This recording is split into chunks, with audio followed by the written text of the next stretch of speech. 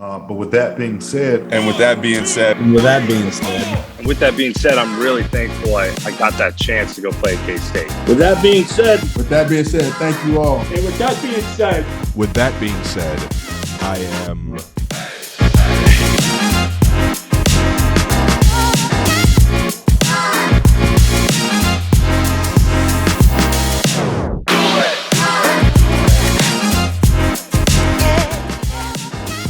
Nah, with that being said.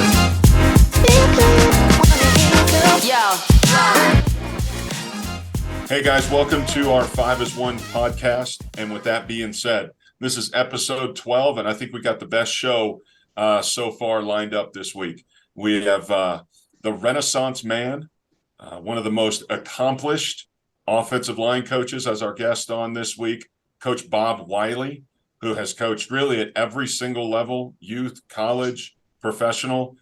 He and I have spent a lot of years on opposite sidelines, and so we're excited to have Coach Wylie on.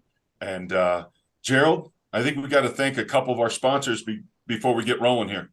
Yeah, definitely. Let's start this off with thanks to Fix Sports.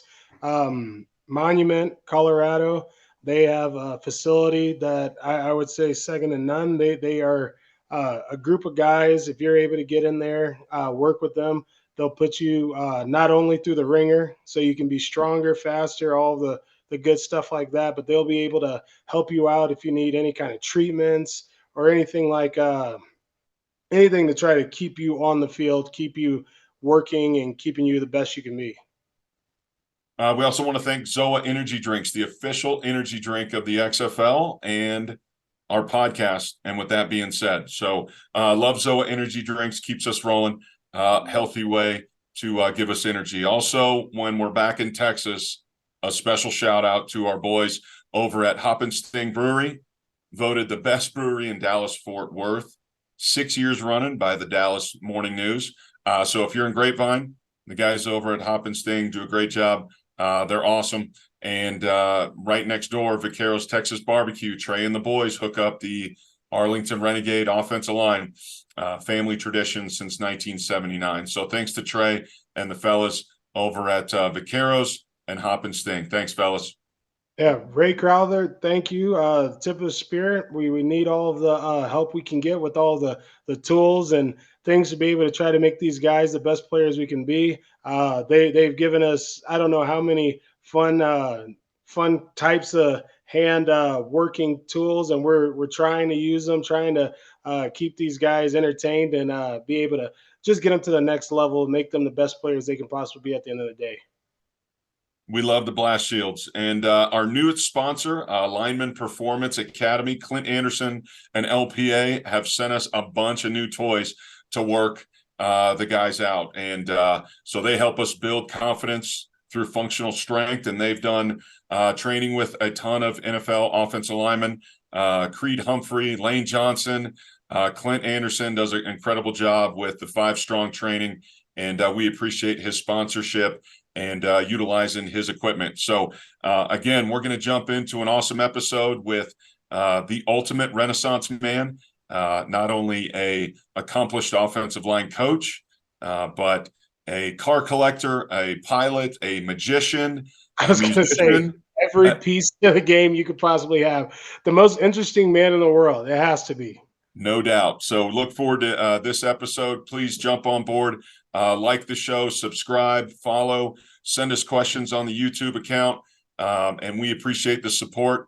And with that being said, and I grew up in a 4-by-6 mile town, mill town. It's an old mill town, 4-by-6, textile mill town. They made textiles, all kinds of textile mills there. Okay, and so I went from West Walk High School. Then one of the coaches there got a head job at another school, North Kingston. I went over there with him. I went to Cranston East. I ended up at LaSalle Academy.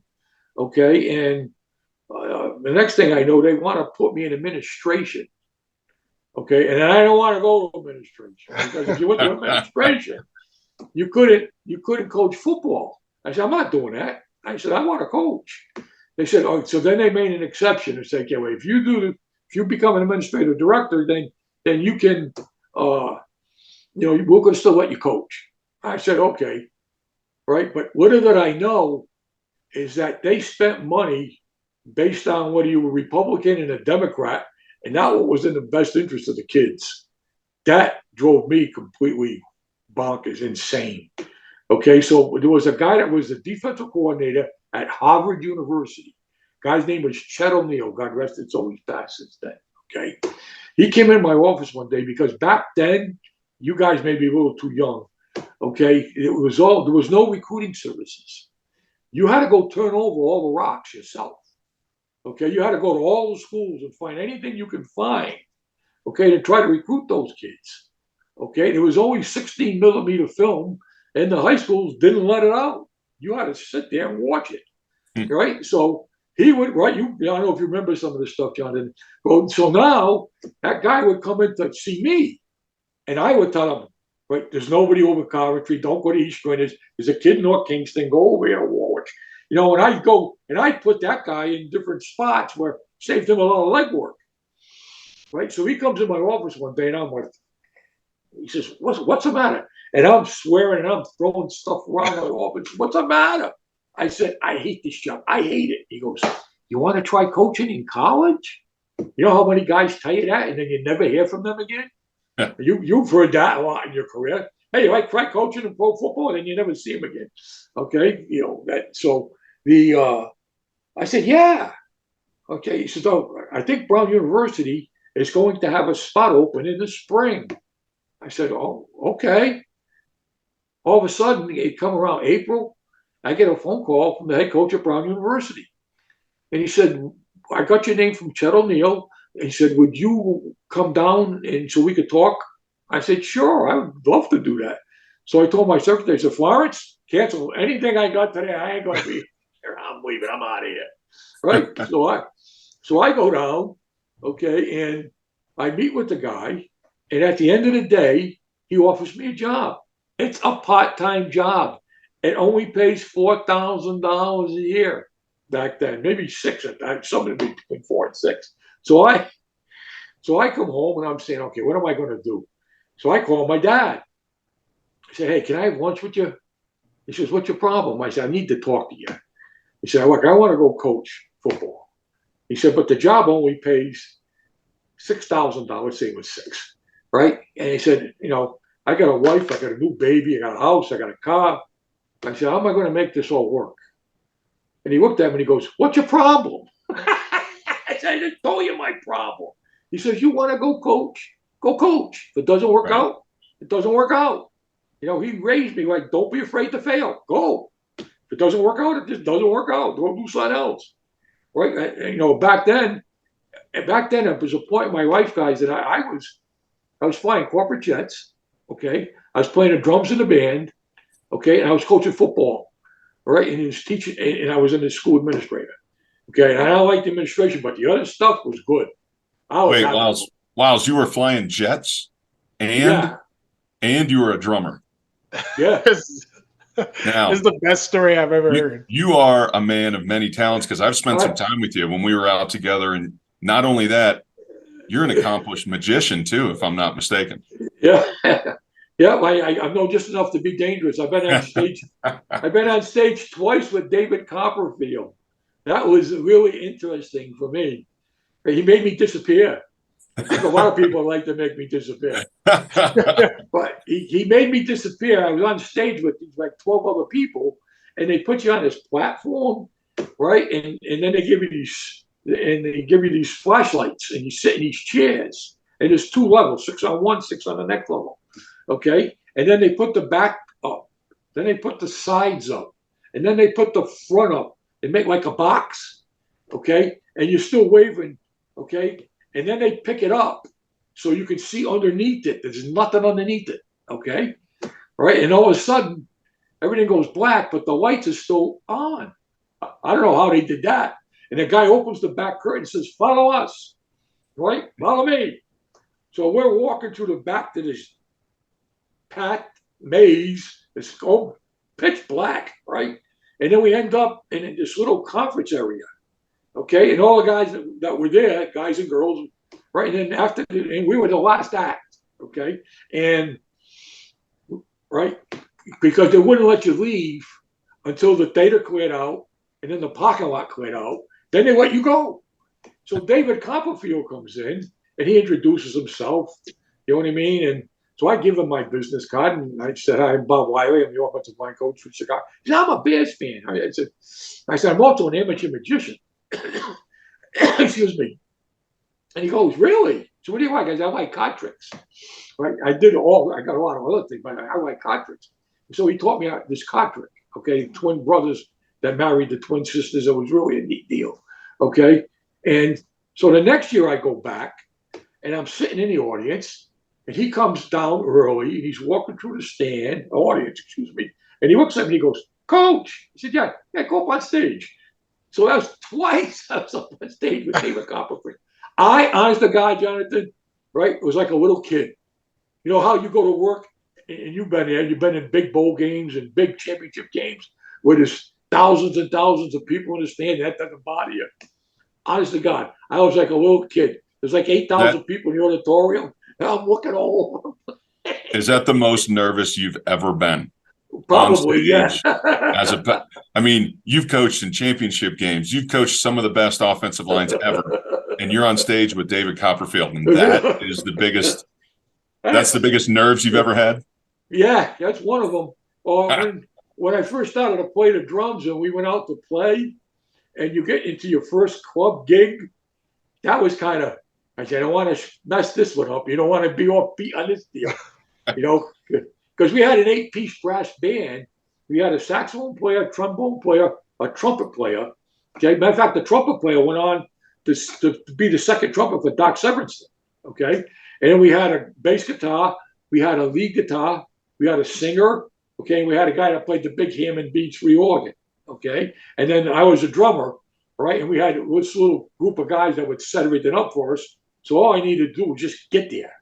Okay, and I was always a little bit on a riser, a little bit higher than the rest of the guys. Well, as you stop playing the clubs, you'd be surprised. Right? Everybody looks at the drummer. It's amazing. Everybody's looking at the drummer. So I did that. I did that for as long as I coached in the New England area. Because I coached through high school. Okay, then I coached at Brown University, and then I coached at Holy Cross College. So I could fly to the games myself and then fly back and still get to the club. Okay, I could do that in the college gigs. But then when I moved out of state, I couldn't play anymore. I was in Ohio, so I couldn't do it anymore. But that was a fun time in my life. I got my pilot's license, okay, when I was a senior in high school. Wow. And I would get the dates with the prettiest girls in the senior class. And my buddies go, "How'd you get a date with her?" I say, "Number one, I'm better looking than you guys. Number two, I'm a better athlete than you guys. And number three, okay, she's getting that airplane over there, and she's going to go over to Martha's Vineyard, and we're going to go down to Hagerstown, right? We're going to go over to the Navigator, and she can have lobster, crab, shrimp. She got anything she wants. You guys are taking Susie Q to Joe's Bar and Grill for a cheeseburger. I am so far ahead of you guys." And it just stayed like that, right? And then I kept getting bigger and faster and bigger and faster. You know, flying's like anything else. It's never just enough for me. You coach a Pop Warner football, right? I end up spending, 30 years as a pro football coach, okay? I started to coach Pop Warner football. I started to play the drums. I had a 3-piece little drum set my dad bought me when the Beatles first came out, back in whatever that was, 61, 63, whatever that was. Right, I ended up playing an 8-piece brass band. Okay, yeah, you know, I started off doing simple magic tricks. I'm on stage twice with David Copperfield. You know, I started flying 150 Cessnas, right? And today I own a Citation. I fly a Citation. Okay, so it's just never good enough. Okay. You got to get better. You got to do something better. There's got to be something better with it. Okay. Wiles, you're a true Renaissance man. I mean, there is to no ends that you will continue to surprise me. I thought I knew everything about you. I'm finding out so much more about what you've done, where you've been, and shoot, I know you're not done. My mom told me, my mom passed, she at 96. And she told me one time, she says, right, she says, you still have a locker. I said, yeah, I try to keep it as long as I can. You know what I That's mean? right. So sometimes you get different lockers in different places. You still want to have a locker, right? Well, you and I have had a lot of different lockers Lockers, around our. right? We've had a lot of different stops, a lot of different uniforms, and a lot of different coaching gear. And I never started this. I never started it with the ambition that I was going to be a professional football coach. At that, and it wasn't the money. I did not start coaching for the money. The money, if in the National Football League, comes later on. Okay, when you get to that level, it comes later on. Okay, but when you first start, it was the passion and the love that you have for the game, and that you have to teach the kids. Okay, teach them, don't tell them. That was a big Paul Brown thing. Teach them, don't tell them. Okay, that's a big thing in my little brain. Okay, and so that's how it happened. My first paycheck, when I first got a paycheck, okay, to coach football, okay, I made 22 cents an hour for the number of hours that I put in to coach junior high school football. Okay. So it was not the money, guys. that sounds like, I think I remember when I was a graduate assistant. I think I broke down the amount of hours and what you paid. It was probably somewhere around that. I think I blanked out the actual amount, but no, you don't get into football to get rich. You get in because you love the game. You're a teacher, and you want to see your players be successful with what you're teaching them. And if they can apply that on the field, and if they can use the language that you use in your meeting room, then you're getting it across to your players. And you and I have talked about this a lot, just in using similar language. And when they say the things that you say in the meeting rooms, and when they can install a play, and when they're able to communicate on the field, and a lot of times that communication is nonverbal when those guys are communicating on the line of scrimmage. And Wiles, you've been not only, you talked about your early years, but then once you got into college, what you were at Ohio, and then what you came out this way, you were in Colorado, spent some time at Colorado State, correct? Yes, I was at Colorado State. I had the very unique distinction that I got to work for Earl Bruce. Okay. Mm-hmm.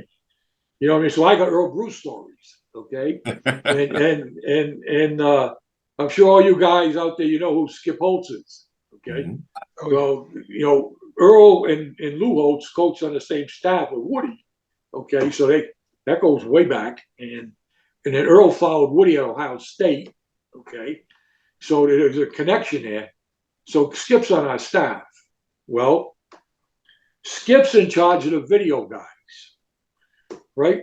And the video guys, okay, some of them are medicals. They got knees or a shoulder, and they can't practice or they can't play.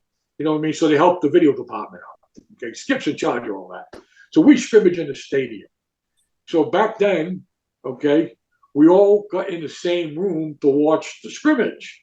And Coach Bruce has got the clicker.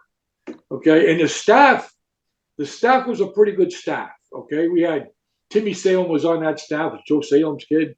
He ended up being a coordinator at Ohio State. Vance Bedford was on that staff. He ended up coaching with me at the Bears, and he was a secondary coach at Michigan for a number of years. Steve Zabel was on that staff. Okay, Steve he coached at Ohio State, Michigan, Syracuse, Boston College. Was in the NFL at Jacksonville in New England. Got a couple of Super Bowl rings from New England and Buffalo. He was on that staff. Skip Holtz was on that staff. Lou's kid became the coordinator at Notre Dame, and then was the head coach of Connecticut and LA Tech, and so now he's in the USFL doing. You work for Skip, okay? Right. So he was on that staff. Well, anyway, Skip's in charge of the video guys. Right, we scrimmage in the stadium. We got together. We're meeting, and there's a script. The play's on the script, and it's not on the video. Uh-oh. It's like an atomic explosion takes place. Earl slams the table. He starts yelling at Skip. Skip, I don't care who your old man is. You hear me, Skip? You're going to be cutting meat at Albertsons, Coach. You understand me? Right? You got to straighten this stuff out, right? Oh, my God. Right? And I take all my cues from Steve Szabo because Steve Szabo worked with Earl at Iowa State. He worked with Earl at Ohio State. He worked with Earl at Northern Iowa. You know what I mean? So listen, Steve, give me the cue. He'd tell me, shut up. I'd shut up. Wouldn't say anything, right? Right. So anyway, a few more plays go by. Here's the play. It's on the script. It's not on the screen. He takes a coffee cup and he throws it at Skip. Now there's coffee all over the place, right? Ceramic pots of the coffee cup. They're all over the place, right? It's, oh, my God. I used to meet. He didn't want you to meet with the offensive line. Right? You only could meet with him in the morning, like for a half hour. That's the only time you had with them. He said, oh, my God, how are you going to coach the offensive line and do this? So I made a deal with the kids. Look, I'll bring the donuts in. Okay. Right. You guys bring the chocolate milk, coffee, hot chocolate, whatever you guys want. All right. So I go to the donut place. I get 4 dozen of donuts. Probably a legal dollar. Back then, it didn't matter. Okay. So we would start at 6 o'clock in the morning, and then we would go for an hour plus until we heard Earl coming, and we shut the doors. Then Earl would walk by the meeting rooms, and then we open the doors back up again. We continue the meetings, okay? So one morning I come in, and the lights are on in the practice area. I said, who the hell's this in the practice area? So I stick my head, and I look, and here's Earl. Earl's dressed up in his coaching stuff. He's got his pants on, his game stuff. He's got his sweatshirt on. He's got his hat on, right? He's got the whistle, and he's running the video guys on gases back and forth. Oh, my God. They're doing push-ups. He's doing push-ups and sit-ups, and they're running back across the field. I am crying. I said, God, there's tears coming out of my eye. I'm laughing so hard, right? No one is exempt. No one is exempt, right? Even the video guys, right? It doesn't matter, right? Not at all. That just made me think about the Hard Knocks. That kind of made me think about your Hard Knocks experience. What was that like? Since the video guys, that kind of transitioned in my head for you out with the Browns. You guys had the Hard Knocks cameras in your face. What you got to understand about the Hard Knocks stuff, okay, is they come in the off season and they wire the whole building with different cameras, and they set the cameras so you can't, they're there, but they're not visible. You know what I'm saying? Yeah. It's like security. They're like security cameras, but they're all over the building. Okay, and some of those plastic grids that you put in the ceiling that you think are letting the air through and stuff, right? Those were really full of microphones. Okay, and every morning you come in, okay, there'd be a list on your desk of who they want to mic up. Okay, so many coaches would get mic'd up every day, right? And then we had to make up a special sign language. Okay, so if you had a mic on, okay, and if somebody walking to you and he's going to ask you something about a player, and you don't want to say, hey, that son of a bitch can't play, he's awful. You don't want that to be on film, right? So you have to go like this, to tell them, hey, I'm mic'd up. Just watch what you say, okay? Just keep it nice and generic, friendly, all that kind of stuff. So we had our little own sign language that we used, okay? And then they got me, okay? And I wasn't, that's just me. That what you saw there was me. I wasn't making shit up or nothing like that, okay? It was just me, during stretch. I'd rather watch a plant grow than stretch. You know what I mean? Because they don't. I have a saying: do the right things. They say, do the right things, guys. Make them do the right things. No, it's not that. It's do the right things right. Do the right things right.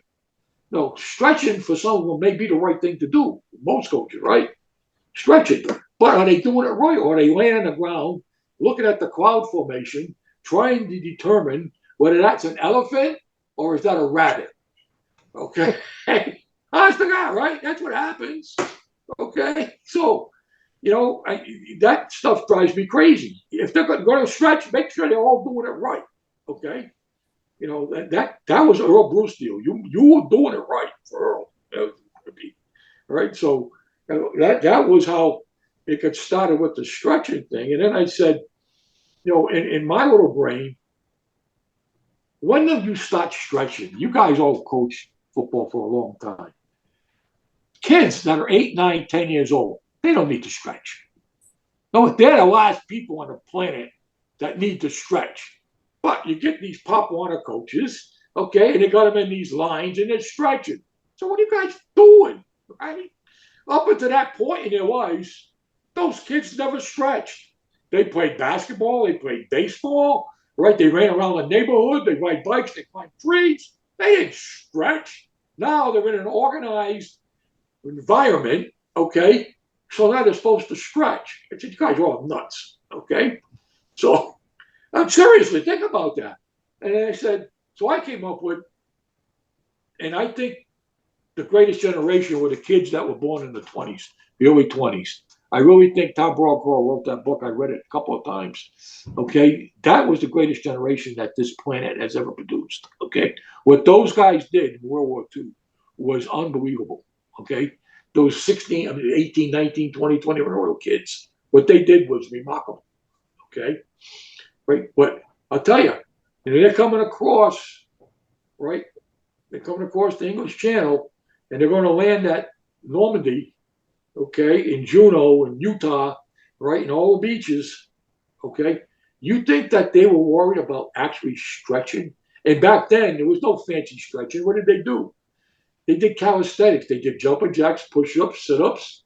They climbed the rope and they ran. That's the whole calisthenics that they did. There was no funny. There was no fancy rubber bands and stretch this and stretch that. Those guys didn't do that. Right now, you're in a landing craft, right? And you hear the bullets are bouncing off the sides and the front of the craft, and they're going to put that door down any second. The gate, you think you're worried about stretching? You think that's going through your mind at that point in time? Or you think I'm going to get across the speech as friggin' as fast as I can so I don't get shot and killed? Okay, I got to get off the speech as fast as I can. Okay, so I went with that ranting and raving about stretching. You could have kidded me. Those guys won 2 world wars, and they didn't stretch. 2 world wars. That's right? it. They did not stretch. Right now, you're going to go play a football game. Right, everybody's stretching. The doctors, the trainers, the guys, the officials, everybody's stretching. They got to stretch to go play a game. Right? That's crazy. Wiles, when we played you this past year, so in the XFL this year, we had the opening game together, the Arlington Renegades and the Las Vegas Vipers. And pregame, I didn't see you out there stretching and running and doing your calisthenics. I missed you pregame. Yeah, you're right. I was stretching. They were stretching. I was putting them. You're not going to see me in the stretch lines. That's not going to happen. Now, you may see me warming them up, but you're not going to see me in the stretch lines.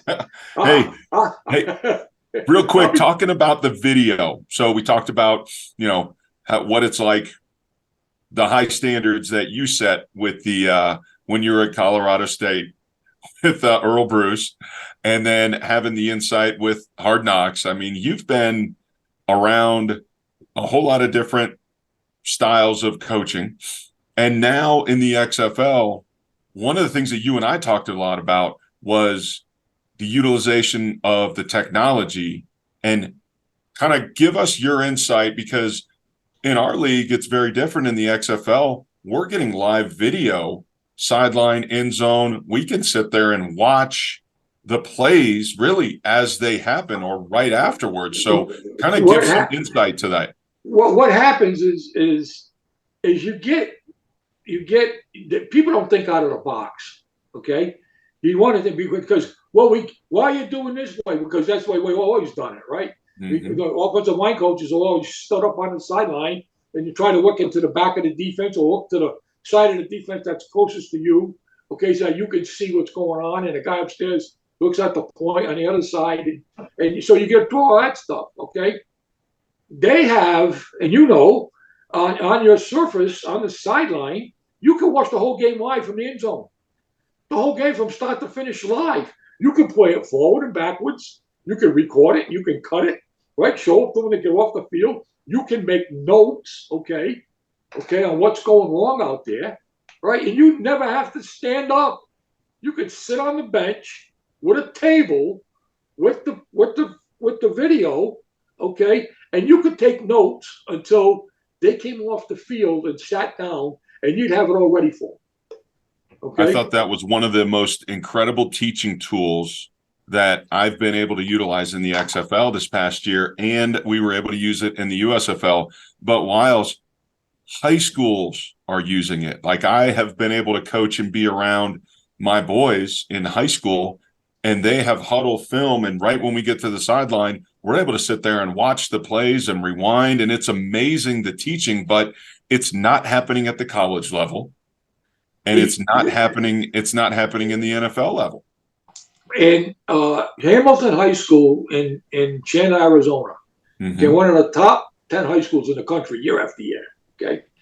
They have this piece of equipment that they roll out, those travel cases, right? And it's a gigantic screen, 75-inch screen, some astronomical number, okay? And the kids sit on the bench, and the coach sits on the bench with the kids, and they play the last series back and forth. It's an incredible teaching tool. It's incredible. It's amazing. Okay. And they can see what they just did. They can see what the defense is doing to them. It's really incredible. You're right. The teaching tool is unbelievable. And in the NFL, we got still shots. You can get 4, you can get 2, you get 1, but there's still shots. Okay. You get something, but you don't get as much as you get with the way that surface is designed to do. That is really impressive. I mean, that's impressive. Now, is that going to filter around? Who knows?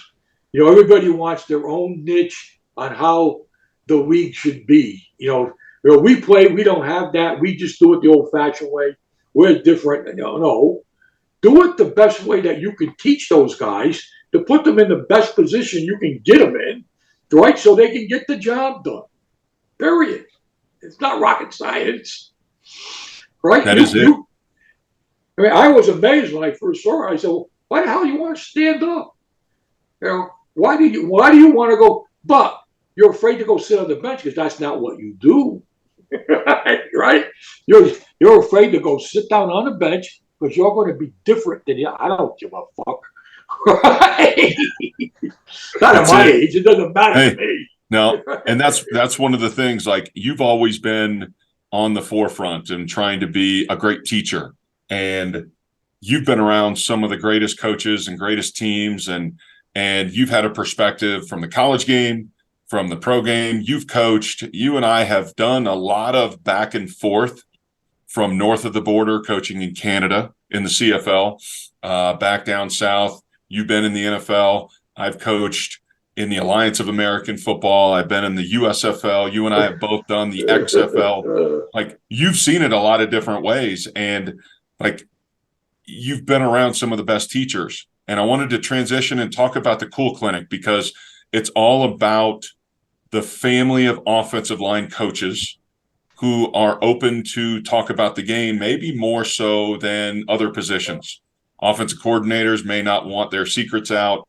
Defensive coaches, they're all communist anyways, so it's like they don't want to tell anybody anything. But Wiles, give us a little insight on the Cool Clinic, just a quick 40,000-foot view of where it was, where it started, and how it's transitioned now in this day and age, in the digital age. We have that clinic, Jonathan, and we've been doing this since 1982. Okay, it's been around a long time. Okay, and it started in Jim McNally's office at the Bengals. Used to be the old Bengal spinny field. It was an old Army hut. The old Quonset Army hut was there. That was their offices. And it was under the 8th Street Viaduct, right, in Cincinnati. That's where it was. Okay, so Jimmy, he calls myself, he calls Paul Alexander and Jimmy, and it was a guy named Fred Mariani, and it was Jake Callum. Jake was the line coach of Kentucky for a number of years, and became a scout with the Browns. He since passed. Okay, and there was a sixth guy there, and none of us can remember who the sixth guy was. Okay, so honest to God. So anyway, I hope he finds this video. He's like, I'm the sixth guy. I can't believe they forget about me. He's been telling this story to everybody else. So we go to Jimmy's office and we just meet and talk about football like we're doing. I put something up on the wall. How do you block this? What technique are you going to use to pick this thing up? How do you handle in this situation? You know what I mean? And we would just be sharing ideas. Okay, well, the next year, 6 turned to like 20. Okay, so now we had to go into the team meeting room. And then the following year, it went to like 38 or 40. It was getting out of hand. And Mike Brown, okay, and Paul Brown, and right, they thought that we were giving away all the Bengal secrets. Okay, so then we had to take it and we moved it to the Clarion Hotel in downtown Cincinnati. Okay, and it stayed there until Jimmy left and he went to work for the Panthers. Okay, and then I took it. I got a job with Tampa Bay, so I took it to Tampa. Okay, and we had it in Tampa for 1 year, right? And then the coaches were getting arrested in the strip clubs for disorderly conduct. Okay, so I get calls from the police chief and said, Coach, he said, you got to come down here and get these guys. And I said, okay, all right. So I go bail a few of them out. Okay, and the next morning I get on stage, Saturday morning, Jonathan's been in there. Right, the next morning I get on stage. I say, okay, that's it, guys. We ain't coming back here anymore. We're going back to Cincinnati. And it's been in Cincinnati all the rest of the time, right, at that same hotel. And the hotel's changed names. Was the Clarion, was the 4 Points, Sheraton, and we came to Millennium. And now it's not there. It doesn't exist anymore. They knocked it down. Okay. And then when COVID struck, I had to go virtual with it. Okay. And because we didn't know what was going to happen. And it was tough for the college guys and the pro guys. They didn't want to come and speak. Well, it's tough these days. Like you look at what's happening in college football, Wiles. I mean, those guys I know you had to adjust the schedule even this year because a lot of those college guys have transfers and official visits and kids coming in May. And the college game is nonstop personnel evaluation and recruiting. And so you kind of have to live in that virtual world doing the clinic that way. But when I found out doing it that way, Jonathan, okay, and this is what we were just sharing ideas. And the thing about this, the only one like it on the planet. In the COVID year, okay, we got over 900 line coaches, okay, from 20 some odd different countries, from Ireland and Germany and South Africa and Brazil and Japan. I mean, it was crazy, the guys that got on to listen, okay, and it's still that same way. But we find that we can get the young junior high school coaches, the young Pop Warner coaches. We can get the small college guys. We can get, because not everybody has got the money that Ohio State has, or Texas, or Alabama, or USC, or those kind of guys, that they get in an airplane, go to the clinic, and spend 3 days there. And the guys can't do that anymore, okay? So doing it the way we're doing it, we find out that we attract more people. And then it's easier for me that I can adjust, like now on Thursday nights, which we never had before, because of the mini camps. They're moving the mini camps around so much, but they don't do anything on Thursday nights. So I put all the pro guys on Thursday nights. Okay. Right. All right. And then every year I get the national championship guy, I get the Grey Cup guy, and I get the Super Bowl guy. I get the 3 guys that are on the top of their profession on the planet. Okay, and it's the only one like it on the planet. Nobody else has anything that comes next to it. Oh, okay? It's awesome. It's awesome to hear like how everybody teaches. They've got different, and you just kind of give them free rein to talk about what they're comfortable. And it's everything from philosophy to technique to scheme to, teaching. And I think that's one of the things that you love. It's just, it's a grab bag of everything that's important in the O-line world, which is it's half the offense. Let's be real. It's half the offense. So you got to talk about a lot more than just X's and O's. If you have a question and you need an answer to it, you can find the answer, on that clinic. You can get it. All right. There's somebody that's watching it or somebody that's actually presenting, okay, that'll have the answer to your question that you'll have. Right? And so we started this thing and we didn't expect it to get this big. We really didn't.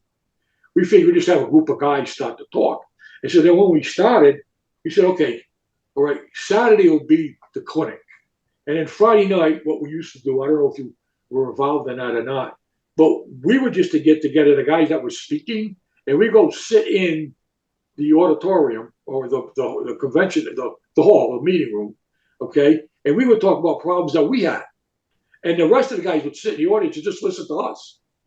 Hey, I'm having a problem with this rule free safety blitz. Or I'm having a problem when they bring the weak corner, and the Mike linebacker. How are you handling this? Stuff like that. And so, we tried to decipher and try to figure it all out. Okay. And then we said, okay, let's put the college coaches on Friday night. So that's when we went out and we got 4 college guys to speak on Friday night. And then the rest of the pro guys spoke on Saturday. Okay. And then it just started growing. Last year I had 18 speakers, 19 speakers. Now, this coming year, my plan is, Jonathan, you can tell me what you think now we're talking about it, is the pro guys speak on Thursday night. Now, every once in a while I have to make an adjustment. Like the guy from Kansas State, his brother's graduating from Harvard Law School. You know what I mean? So he couldn't speak. So I said, okay, I'll take care of you. I'll move you. Don't worry about it. Okay. You know what I mean? Yeah. But, I'm thinking Thursday night, okay, is the pro guys like we normally do. Okay. But on Friday, we normally start at 4:00, okay, with the college guys and whoever's left over from the program, okay? I'm thinking Friday from 8:00 in the morning until 4 is to get 4 or 5 defensive line coaches. So now you've heard the pro line coaches, and then you get the pro defensive line coaches, okay, that next day until 4:00. Right, and then the rest of then you start again with the offensive line coaches, right, and then Saturday, and then I always try to get, like I think the guys at Pro Football Focus, some guys don't like that, but I like those guys, okay, because they have a different way to see the game. Mm-hmm. They have a completely different way to look at the game that makes you think. I think it'd be worth it. I mean, what? How many coaches? They kind of have been on the defensive side and then they come over and they're offensive coach or vice versa. I think understanding one side of it and then being able to, weigh into what I've done, or what I was taught to do. Now I'm able to take that piece and then try to figure out, okay, so how can I take knowing that if I'm in this stance on defense, how can I beat it as an offensive player? I think that's what great coaches, people would be able to take from it, seeing the defensive guys come over to explain what they have to say and then come back to the offense. Well, there's some years I had Rex Ryan come one year, okay, and talk. I had worked with Rex at Cincinnati. Okay, I had Jim Schwartz talk about defense, okay? So I bring in a defensive coach every once in a while. Just what do you look at?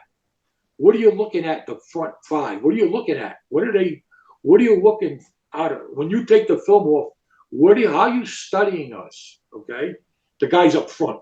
Okay, what is that? And I work with Mike Warfel. I think Jonathan knows Mike. Okay, yep.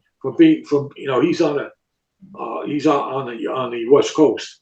Okay, but he's an East Coast guy, but he's on the West Coast.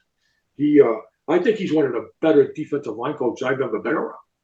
You know what I mean? So I had him, talk last year. Wiles, one of the things that I thought was awesome, I worked for Chris Jones up in Edmonton when they used to be the Eskimos. Now they're the Elks up in the CFL. Jonesy would have us 1 week, maybe a bye week, when we're practicing. He would have the offensive staff scout the defense, and the defensive staff would scout and game plan the offense. And there were so many things we would learn, like all of a sudden the left tackle had a tell in his stance, or the defensive end, all of a sudden his alignment. And we kind of told the secrets of how we would scout each other. Hey, the running back's depth on this is different, and the defense knew it, so that they knew what type of plays were coming. So I think it's unique to hear a defensive coach's perspective. You may not get everything that you want, but man, just to look at life on the other lens, looking at across the field, I think is an awesome way to grow coaches and help educate coaches at all levels. Sam Weiss, God rest his soul, Sam did that back in the 80s when McNally and Coslett, Jimmy Anderson, all those guys were on that, right? And Dick LeBeau was the defensive coordinator, right? And in the offseason, they would do full game plans. It was a full game plan with all the cut-ups, okay? Mm-hmm. Right? Offense and defense, and then you get up there and you would present the game plan to the defense, and they would get up and they'd present the defense. This was way back in the 80s. And just like you're saying, a tremendous amount, wealth of information. You know what I mean? And then when we went to the Jets, right, we did that with Pete Carroll as a defensive coordinator. We had Pete Carroll, Monty Kiffin, Greg Robinson, Coach Fazio, okay, Eddie Donatello, okay? And then on offense, it was Larry Bechtel, myself, Joe Daniels, Chip Myers, Coslett. Okay, we put together full game plans against each other. And we'd sit down and install a game plan. And you'd be surprised exactly what you're saying. The information that you come up with is amazing. Right? It really helps you help your players. It's to help the players. That's it. And the big thing that I think you've always done everywhere you've been is empowering the players. And, there's a lot of different ways to run an offensive system. And, I find out about teaching. I don't know if you guys can see this. You see that? Mm-hmm. Okay. This is a learning pyramid. Okay. And, right, you can take a couple of shots of that because you're recording it. Okay. And then you can blow it up or do whatever you need with it. Okay. But the learning pyramid, and then it explains the whole thing. Okay. Passive teaching methods. All right.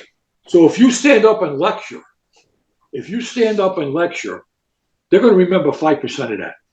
So if you stand up in front of the room and you start lecturing and drawing shit on the board, they're going to remember 5% of that. Okay. All right.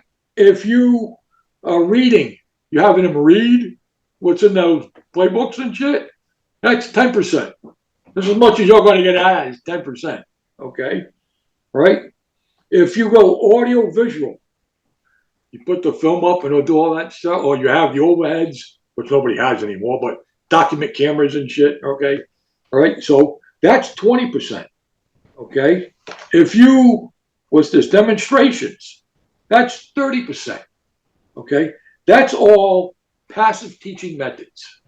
Okay. Now, if you want participation teaching methods, okay, and you have them, okay, let me hang on here one guy. There we go. So I can see it. Okay. Group discussion. You throw it on the table. They discuss it, they figure it out. 50%. Mm-hmm. They'll remember 50% of that. Okay. Practice by doing. So when you take them out and you put them for a walkthrough, or you put them on the board and you let them install it, okay? Okay, you let them present it to each other, okay? 75% better retainage, okay? And then if they teach each other, like if Joe Thomas is teaching the backup left tackle, okay, or if Joe Batonio is teaching the right guard something, okay, right, 90%. 90%. That so your teaching methods, okay, have to, you have to change the way you're doing it. You gotta. You know what I mean? People don't think how you set up your meeting room, how you set up your classroom, right, is a big plus on how, at least I think it is, okay? And, I speak at some of the Glazer clinics, right? I've been doing it since 1976, all right? I talk about unconscious competence, and you and me have talked about this. Mm-hmm. It's the object of learning a new skill how do you teach somebody to learn a new skill? Okay, there's 4 stages of learning on the planet. Everybody on the planet learns the same way, and there's 4 stages to it. And so when I first get them, they're unconscious and they're incompetent. They don't know that they don't know, and it's not their fault, right? Because they haven't been exposed to it. Okay, it's not their fault. So when I first go in, that's where I'm sitting in the room. That's what I'm thinking right there in my room. Now, how am I going to get these guys better? Well, I need to look at the video, and I need to say, okay, this is his strengths, this is his weaknesses. Now, how am I going to get his weaknesses up to his strengths? And we play that game. You've done that. You're a hell of a football coach. You've done that with your players. Okay, so now, okay, you're going to introduce them to this technique, okay, or to this skill that you're trying to teach them, okay? So now you're taking them from unconscious incompetent to conscious incompetent. They're conscious now this stuff exists, but they still can't do it. Okay, so now you've got them from stage 1 to stage 2. Now, just because you've done that doesn't mean they're going to stay in stage 2. When they leave you, right, good chance they're going back to stage 1. And you got to do it all over again. Okay, so now you get them in stage 2. Let's say you got enough times you're in stage 2. Now you're getting to stage 3. Stage 3 is conscious competence. They're conscious that it exists, and they're competent that they can do it, but they still have to think about it. You know, where does my right foot go? Where does my left hand go? Where do my eyes go? What's the line go? I'm thinking about what I need to do. Okay, right? You don't want them thinking. Okay, but at stage 3, how do you get them to stage 3? Reps. Reps. I read a book one time. 33 perfect reps. It's the, Jonathan, I believe it's the complexity of the task that you ask the kid to do. If I say, Jonathan, you know, go open that door, and it takes you 33 times to open the door, then we got a little bit of a problem. Okay. Yeah, you do. We do have a little bit of a problem there. Okay. So, you know, so it's the complexity of the task that you're asking the player to do. It's how fast is he going to learn it? Okay. I read that book with a guy from Harvard, like 10,000 man hours to get into the subconscious. You know, I'm not sure it's that much. You know, in our profession, probably 3,000 or 5,000, somewhere in that reps. Okay. That they'll just be able to do it. You know? So now you get them in stage 3. Now you get them from stage 3 to stage 4. Stage 4 is unconscious competence. What is unconscious competence? You got to kind of, okay, all you guys sometime in the course of the day today drove a car. You never thought about driving the car. You got in the car, right? You put your seatbelt on, you put the key in ignition, you started up, and you drove wherever you needed to drive to. You might have thought about where you had to go, but you never thought once about driving that car. Okay? You got out of the car and you shut the door. You didn't think about it. You automatically locked it. Okay? You walked into a room and you turned the light switch on. You didn't think about it, did it? Okay? You're sitting there and you're breathing. That's unconscious competence. You're not thinking about it. You're just breathing. Okay? Right? That's stage 4. You got to get them to that level. Okay? Do they all get to that level? No. Does it mean they can't play? No. Okay, but where do they play? Your quarterback, you want that guy in stage 4. Your defensive signal caller, you want that guy. Your corners, you probably want those guys in stage 4. Okay, defensive linemen, they could be in stage 1. They don't fucking make it. That's what I was going to say, Wiles. Hey, that is a great transition because you and I are coaching in spring football. All these guys are fighting and scratching and clawing.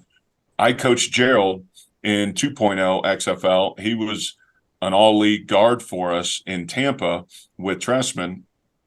And I thought Gerald was one of the leaders with our group in Tampa. He had just come from the Redskins previously, played at Nebraska, had a great career, and was just an older guy that was able to play and also help some of the younger guys along. And spring football right now, I think 50 players are actively in the NFL under contract that had been in the XFL this past year. You and I know how long it takes to develop offensive linemen.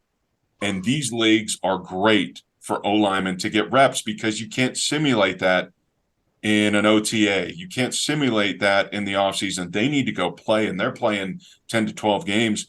And you're seeing, hopefully, elevation of the position on offensive line because all these guys are getting to play now, and they're getting more opportunity in games. I tell my guys, Jonathan, if you're standing next to me, you ain't getting any better.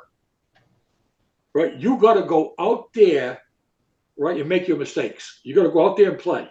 Okay? And then what I think is also critical, Jonathan, is I think you need to see yourself play. You know how we say short steps are better than long steps and all that stuff. And here's a kid, he thinks he's taking a short step, and then all of a sudden you show him the video. Whoa.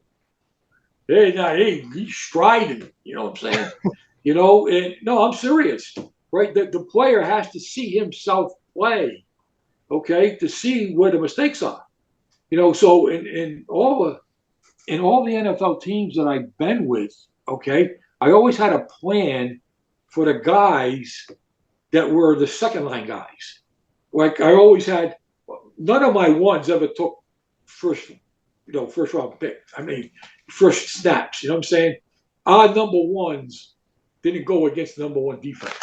Okay, it may have happened in the scrimmage once in a while, but your second line goes against the defense's first group. Okay, those guys. Well, how do you get those guys better? Well, as a position coach, you know, I don't have enough time to spend getting the first guys ready and then spend the same amount of time showing the second guys the video. Okay, so my assistant has to do that. He has to take that bunch of guys and show them what they did against the defense and make the corrections so they can see themselves play. Okay, that's how they're going to get better. That's how, you know, Andrew Wylie is a great example. Andrew Wylie came in my office one day and he says, Coach, how am I going to make this team? I said, well, Andrew, right, when you go against the defense, you have to win. You have to win. Okay, when you go one-on-ones against the defensive first group guys, you got to win. You got to get noticed. Okay, so when I'm sitting in that personnel meeting and Greg Williams is saying, hey, wow, this was 63. He's kicking a shit out of us. Okay, well, that's Andrew Wylie. You know what I mean? And so I say, Andrew, you need to watch yourself play, right? And then you need to, right, win against the defensive front, the best guys on defense. You're going to beat those guys if you want to have a chance of making a team. Okay. Well, that is totally it. The only proof, I just saw this quote earlier, the only proof of ability is performance. I thought that was a great, like, you can do it in practice. Maybe you might do it once. Okay, don't rest on your laurels once you just do it. Like you are who you put on film.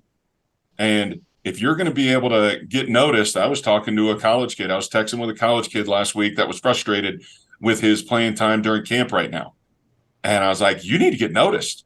And if you just keep not getting reps, then they're going to think you're fine with it.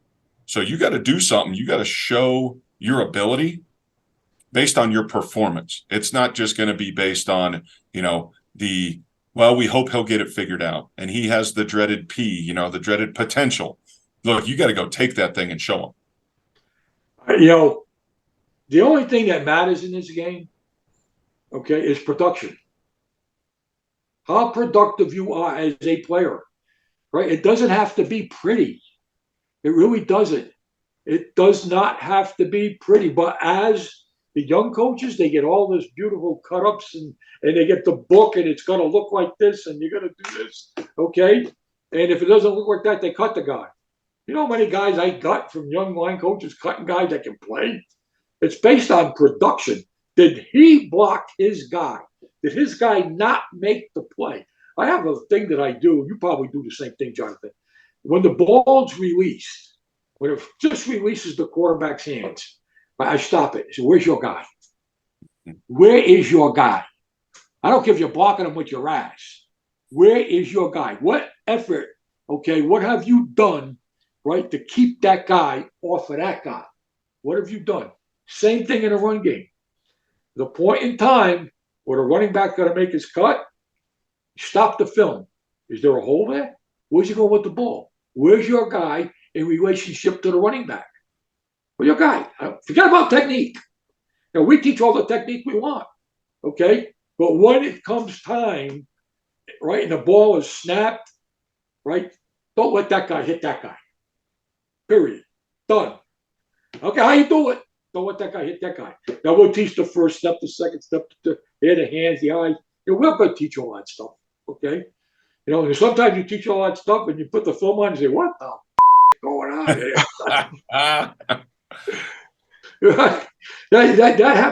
That's true. And what happens, and here's another thing about young coaches, and that I'm not a young coach, obviously, okay?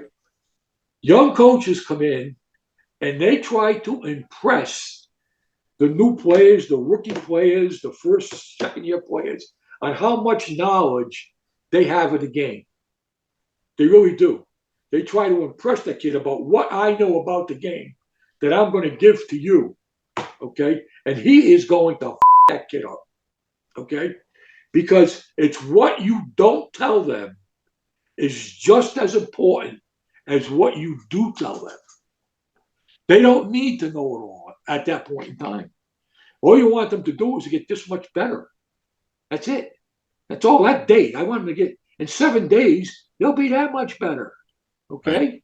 And if I'm trying to give them 7 days worth of that, I'm going to screw that kid is not going to want to take a step. All right? So what you don't tell them is just as important as what you do tell them.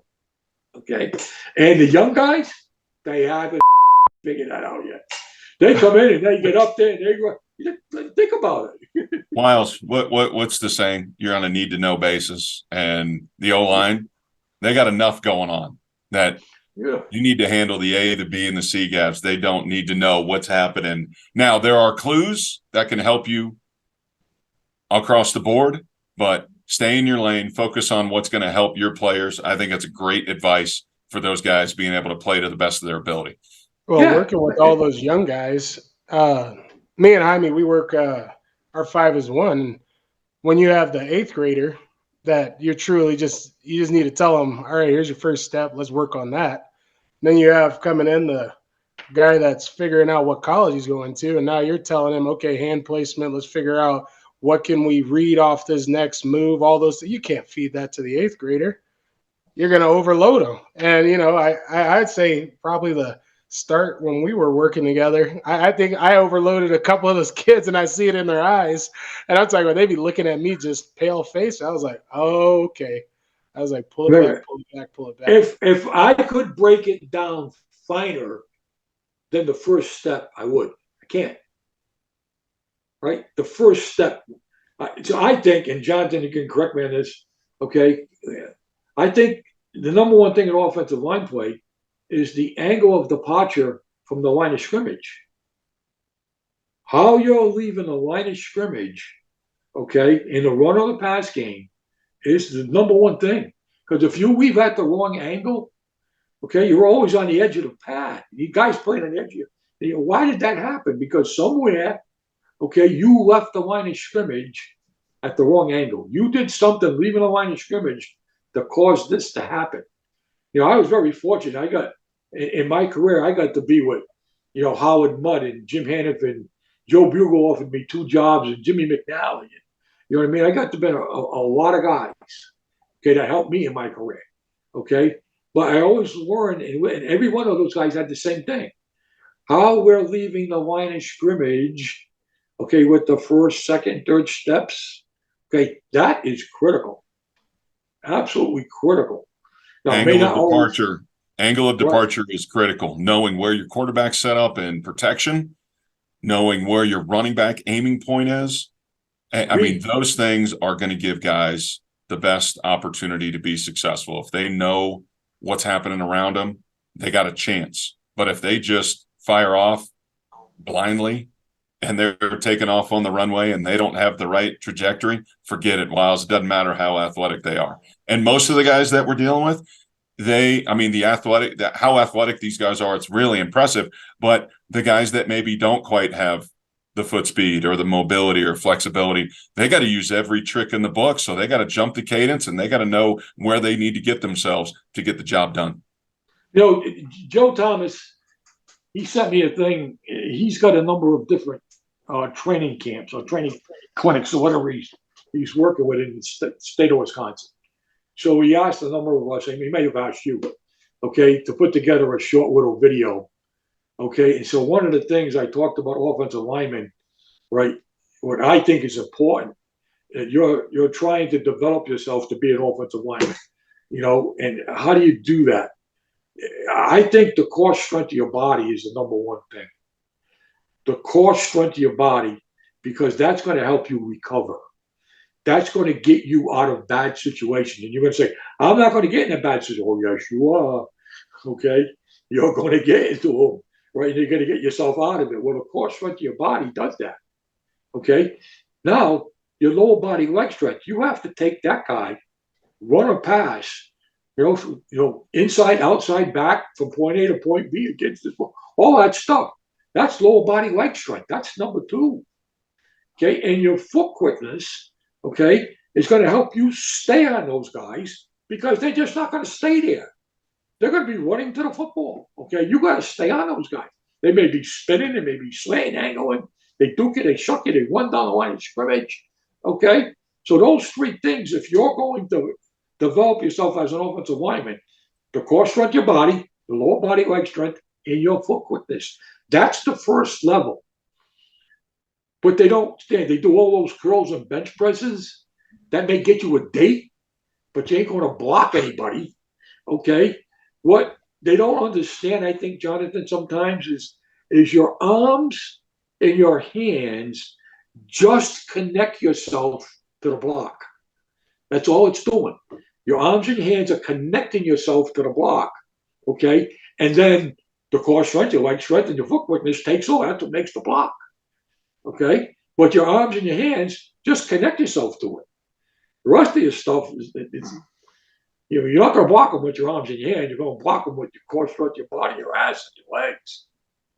Hey, Wiles, you made a point that I want to follow up on. You said the bench press and the curls will get the dates maybe. But if you fly your own jet, you'll have plenty of dates, as you explained to us earlier, right? Yeah, Is that a lot easier? Is that a lot easier than doing the lifting that these guys are doing? You have a good core and a pilot's license. You're good the rest of your life. I got forever. I got a little collection of exotic cars. I got an Aston Martin. I got 3 Maseratis. I got a Porsche. Okay, I got a Citation. Okay, you'd be surprised how much better looking I am. Okay, when I'm driving that Gran Turismo. Okay. Or that Aston Martin DB11, okay, as opposed when I'm driving a SUV Ford Edge. Amazing. It's amazing. Oh, man. I love it. This was funny the other day. I pull up to a light. So the local town cop cars, he pulls up alongside of me, and I got the DB11. And he rolls down the passenger window, and he looks at me, and he goes, pretty quick? I said, don't even think about it. Yeah, you don't even want to think about it. I love it. Yeah. But I think as you move to profession as a young coach, right? I think you need to get out there. You need to go visit.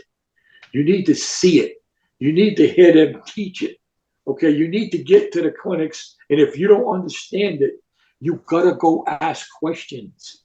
People are afraid, and in classrooms, you've been in classrooms, I know, Jonathan, okay, where the players don't want to say anything because they're afraid they're not gonna look smart in front of the other guys.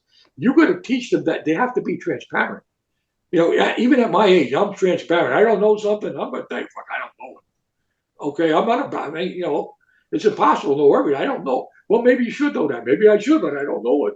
Okay. Howard Mudd taught me that. He was really wonderful with me. And that's why I just want to thank you for you opening your meeting room, your office to me. Like when I came up and visited you, I think when you were in Oakland, and we sat and visited for a while, and it was incredible. We visited in Cleveland, and you and I have always been in communication. And I want to thank you as a younger coach, as I don't have much hair and I'm pushing close to 50 here, but someone that I've learned from you, Bob, about how to coach the game. And it's a lot more than X's and O's.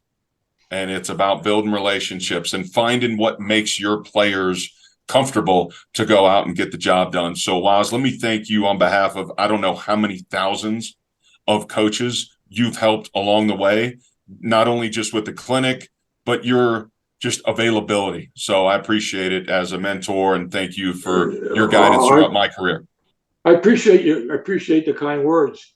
You know, one thing I truly believe in, and for the young guys that are listening to this out there, the chemistry that you create in your meeting room is more important than any of the X's and O's that you're going to draw on the board.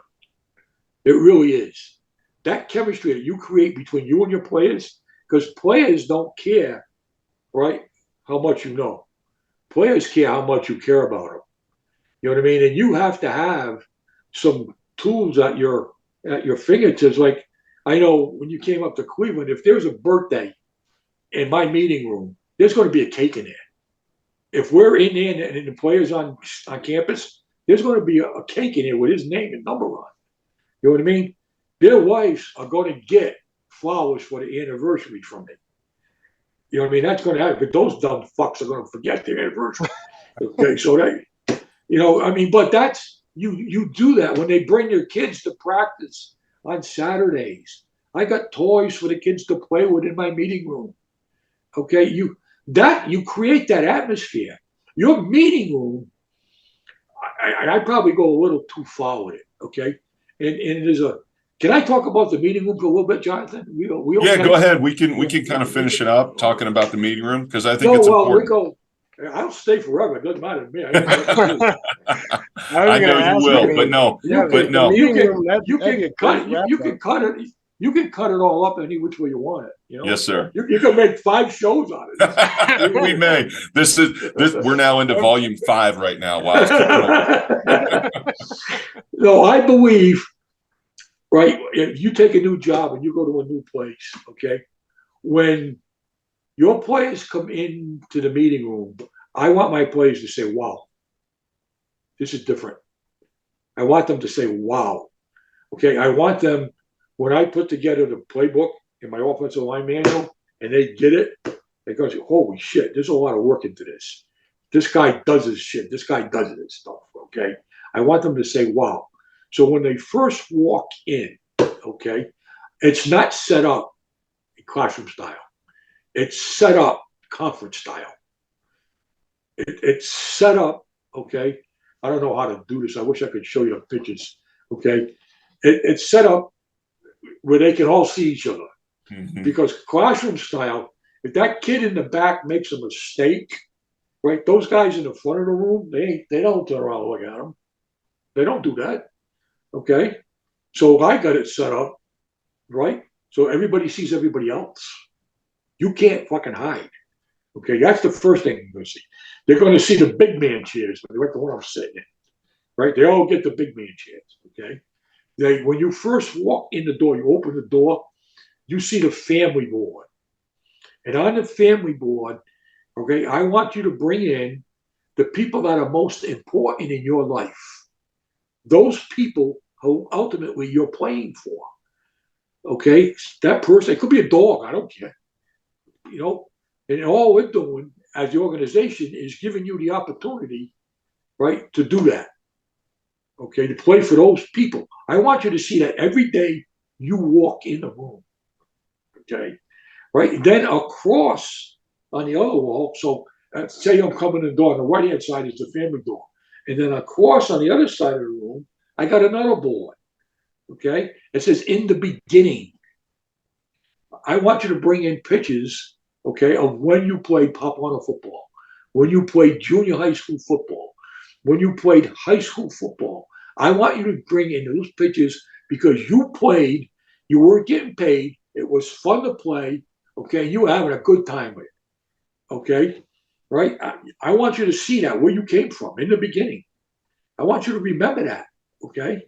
And then somebody told you, hey, you're pretty good. We're going to give you a scholarship to go to college, okay? And you go to college and you play. And some of you guys didn't get scholarships, or some of you guys walked on and made the team. Those guys impressed me more than the guys that got scholarships, okay? And then somebody says, hey, we're going to draft you, right? And then you get one of these seats, or you sign, an undrafted free agent contract and you get a seat, okay? I don't care how you got the seat, right? But it's not my job that you keep the seat. It's your job you keep the seat, okay? So the room has a rhythm to it, and then the Gorillas, you've all heard me talk about the Gorillas, the best offensive lineman. I got a whole cut up on it, and you know what I mean? So I have these trees in the room, okay? And I have gorillas, okay? I have gorillas. They're all over the place. When I was at the Browns, I had to have, through the whole building, there must have been 50 or 60 gorillas all over the place, right? Okay? And I have them on top of trees in my meeting room. Okay, so there's a theme behind it. Okay, so when they walk in, they see that. And then on the right-hand side, okay, I have all the pictures of the guys that are in the Pro Football Hall of Fame that were offensive linemen for the Cleveland Browns. I think you saw my room up there. Mm-hmm. Okay, and then pictures half that size of all the all-pro guys that are up there. And then I have all my sayings, learn before you compete, teach them, don't tell them. The problem with knowing everything is you can't learn anything new. I have all that stuff stuck in between there. They see that every day. Those guys set the bar, guys. Those guys set the bar, okay? They set the bar. You got to reach that bar. And then when they leave the room, okay, across the top of the doorway, it says, through this door walk big, tough guys who love football. I want them to see that. So the whole room's set up, okay? It's got a refrigerator, it's got a microwave oven in it, it's got road grader awards, it's got a bookshelf that has toys for the kids. Their favorite snacks are in that bookshelf, okay? But they got tape, pre-tape. They got any of the aspirin and Tylenol and stuff that they take to go to practice. And you know what I mean? It's all, everything's in there. They got, there's all kind of Gatorade and water and stuff. And, on Wednesdays, even though Jimmy Haslam feeds 210 people 3 times a day, on Wednesdays, we're going to have pizza. On Thursdays, we're going to have fried rice. Fried rice Thursday, right? Pizza on Wednesdays. After practice. Okay? And how did they get the pizzas? Well, for every twist they pick up, I got to buy a pizza. Fucking one time I owed them 60 fucking pizzas. Oh, shit. I love it. You create that atmosphere with them. You create that in your meeting room. That chemistry you have with them. And this brings tears to my eyes. When I got injured, I dislocated my right leg. I broke my right leg. I tore all the tendons off my left knee. There was no tendons on my left knee. Okay? In practice. Okay? I go and I get surgery one day on one leg, and the next day they did the surgery on the other knee. Okay, well, that next Friday, the next day we're supposed to have our Christmas gift exchange. And that's another thing. In the meeting room, Halloween, it's fucking decorated. We got candy. It's every Friday. It's all over. Right? Right? Then Thanksgiving, we do the same thing. We decorate the whole room. Oh, we have cornbread. We have pumpkin pie. We have the whole ball of wax. Okay? Then Christmas, they went out and they got a real Christmas tree that's like 10 or 12 feet high. They decorated the whole thing. They decorated the whole room. And we have like a Kris Kringle. You might want to think of doing this someday. Okay? And the kids, they pick a dollar number. The NFL, it's a little higher than some other places. But it was like $1,000. So you bought a gift, it can't be less than $1,000. And then you wrap it up and you put it under the tree. Okay? And then they list it by seniority, okay, from highest to lowest, the names of the guys in the room.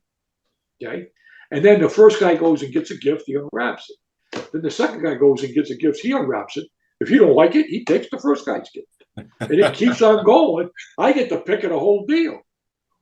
Well, we're supposed to have this on that Friday. the day after I got hurt. And so they came into the hospital that night, after the operation, and they were all in there, right? And they said, guys, have that tomorrow. No, we're not doing it. We're going to wait for you. We're not doing this. The next Friday,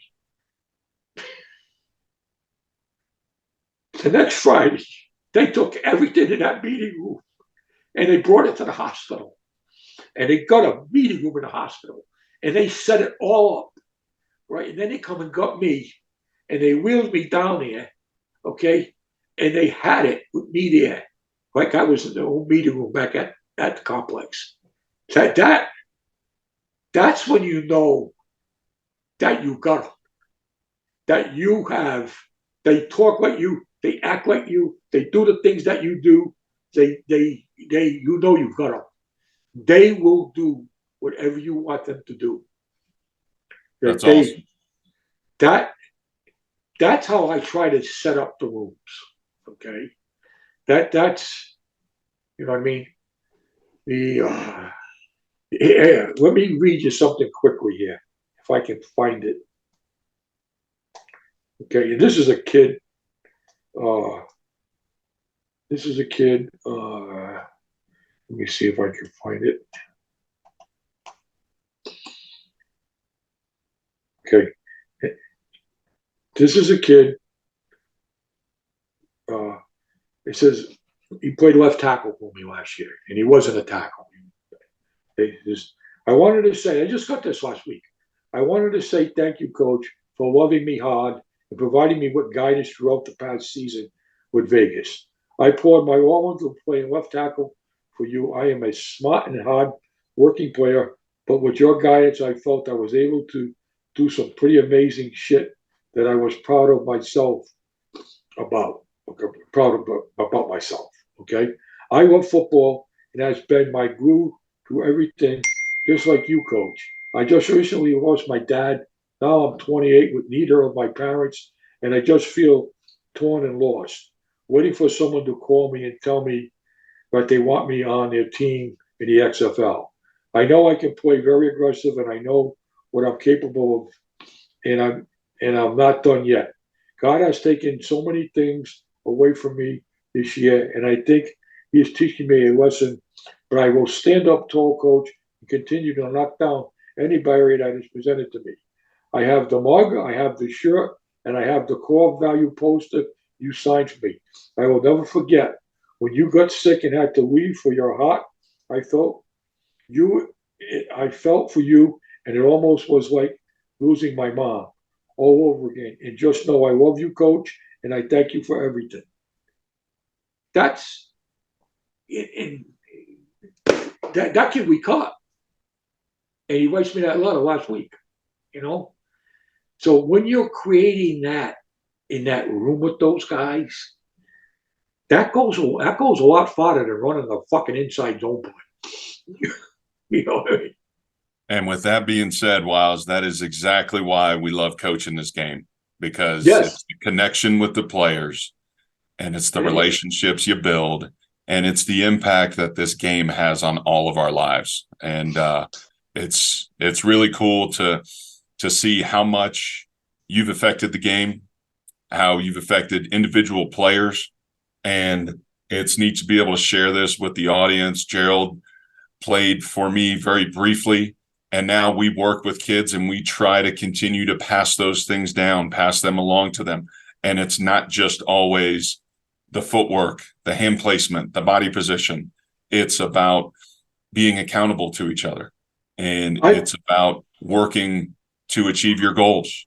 And every single time when you walk into that room with those players, whether it's the meeting room or whether you're training them or it's out of practice, you just want to give them everything that is going to help them be successful. And you want to pour it into them any way possible. Gerald, you got any kind of final thoughts just on your experience in the game and kind of what Coach Wylie's had to say, or anything else there? Just 1 second, John. What the game means to you.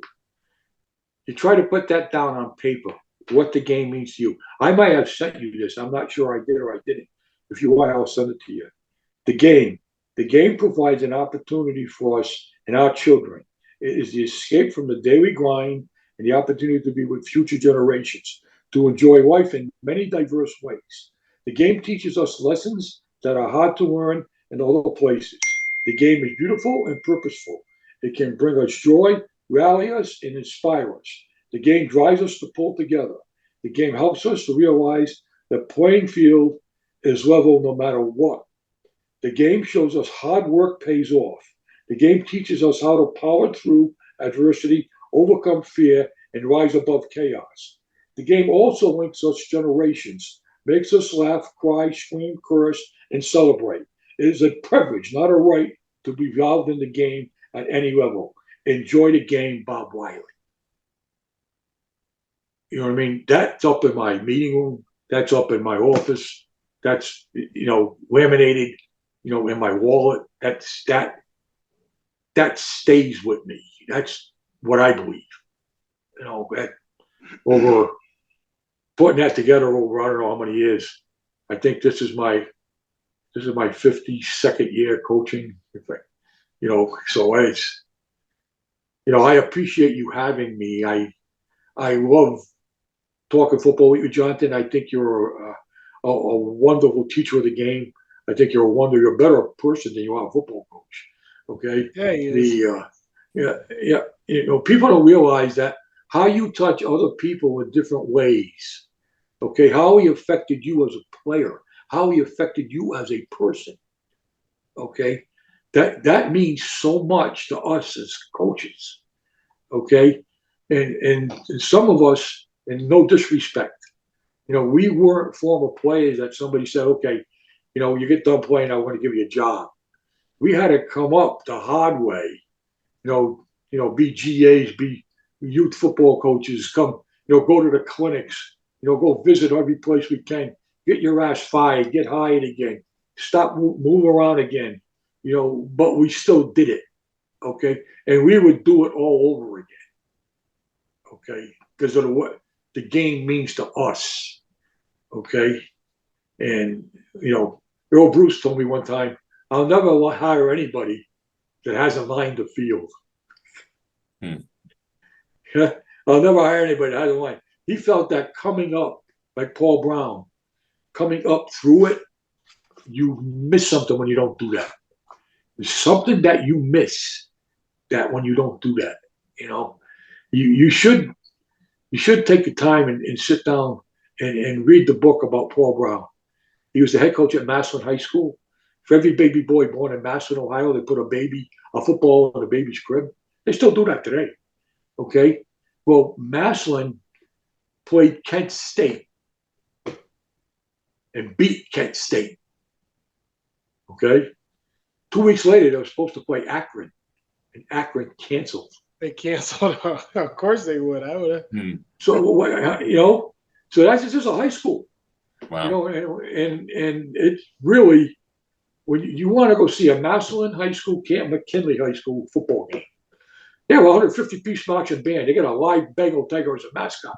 They score touchdowns and they shoot off fireworks. Boom, boom, bang, bang. It's crazy. It is absolutely crazy. But I appreciate you, Jonathan. You know what I mean? And everything that you've done for the sport, everything done for the players. Okay. And you continue to work 5-1. Okay. It is by far, when you get 5 guys to play with one heartbeat, is the toughest thing to do. Everybody thinks that's easy. I bust the quarterback coach's balls a lot. So what the fuck, guys? You only grade half the game, right? If we run the ball 40 times, what are you going to grade them? You turn around and hands the ball off. Wow. Right. You know what we got to do, right? You know how many line calls we have to make? You know where our eyes have to go? And here's another thing. I think you will agree with me. We could talk forever. We don't coach them enough when the ball is dead. We don't. Very seldom do I hear people coaching them when the ball is dead. What happens from the time the ball dies till it's snapped again? That point in time is just as important as when the ball is snapped and you're going to go play. We don't spend enough time on that. That's another clinic later on. Gerald, you got anything else that you wanted to ask Bob? Well, Or anything to wrap up? I would say to wrap it up, just the stories, the feelings, all the emotions. It kind of makes me. I was sitting over here. I was like, wow. I love when I'm able to be in the presence of other people that love this sport and understand what it means really to be a part of it. Because there's just a lot of people out there that like it, right? There's a lot of people out there that like seeing big hits. They don't really understand the brotherhood and the all the care and the love that you have. Because I mean, you can fake a lot of things out, on a football field in a coach's room, but you can't fake the relationships you build, the kind of man that you are, and what you're trying to do for them. And I can see in Coach, he's definitely somebody that if you had a chance to be in the meeting room with, or if you had a chance to have him as a mentor, you're blessed, and God sent you the right kind of guy to be in there. Yeah. Yeah. This is.